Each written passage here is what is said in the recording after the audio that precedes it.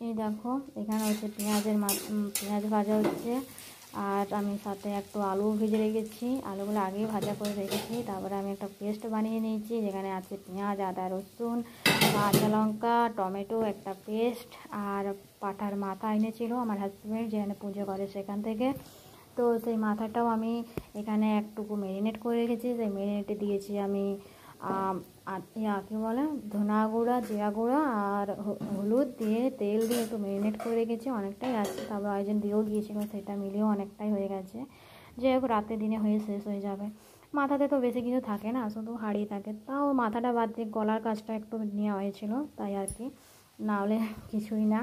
তো অনেক কিছু বাদ হয়ে গেছে তার মধ্যে, তো বুঝতেই পারছো। তো তোমাদের ঘরে কার কার ঘরে পাঁঠার মাথা হয় রান্না, মনসা পুজোর পরের দিন কার কার ঘরে হাঁসবো রান্না হয়, সেটা আমাকে প্লিজ কমেন্ট করে বলো, ঠিক আছে? আর আমার ভিডিও তোমাদের কেমন লাগছে প্লিজ আমাকেও কমেন্ট করে বলো। আর আমি এইভাবেই রান্না করি, তোমরা কি কেমনভাবে রান্না করো প্লিজ, যদি কিছু আরও অ্যাড হয় সেটাও আমাকে জানিও, ঠিক আছে? আর আমি এখানে মশলার মধ্যে সানরাইজের ধনা মশলা, জিরা মশলা, জিরা গুঁড়া আর কি, আর হলুদ গুঁড়া অ্যাড করব, ঠিক আছে, যখন আমি দেব তখন। আর এটা আমি সম্পূর্ণ কলের জলে করছি রান্নাটা, মানে যখন আমি এখানে দেবো প্রেসার কুকারে আর কি, ঠিক আছে? যাই হোক এই দেখো এখানে দিয়ে দেওয়া হচ্ছে মশলাটা আর কি।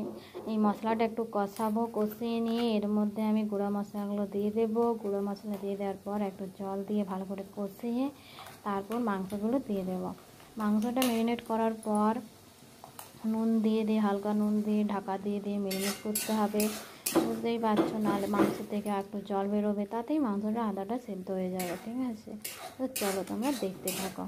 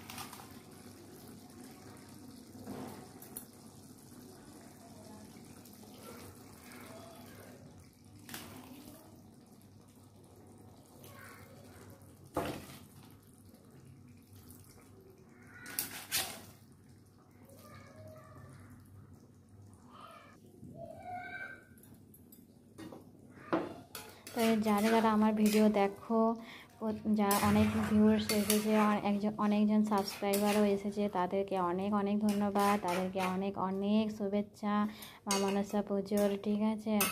তো যাই হোক তোমরা প্লিজ আমাকে সাপোর্ট করো, বুঝতে পারছো, তোমাদের সাপোর্টের জন্য আমি একটু এগোতে পারবো আর কি।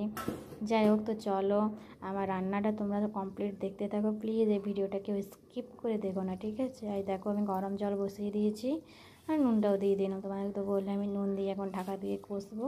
তো চলো আমি ততক্ষণ রান্নাটা হোক, আমি অন্য কাজগুলো করে আসছি, ঠিক আছে? টাটা, এখন যাই, তাহলে তোমরা রান্নাটা দেখো, আমি এখনই আসছি।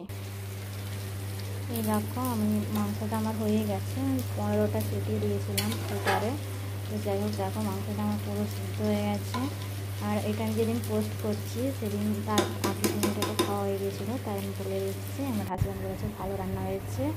আর দেখো তাদের সাথে ছিল ভেন্ডি ভাজা আর হচ্ছে গেঁদি বড়া আর ভাত। Tata, bye bye.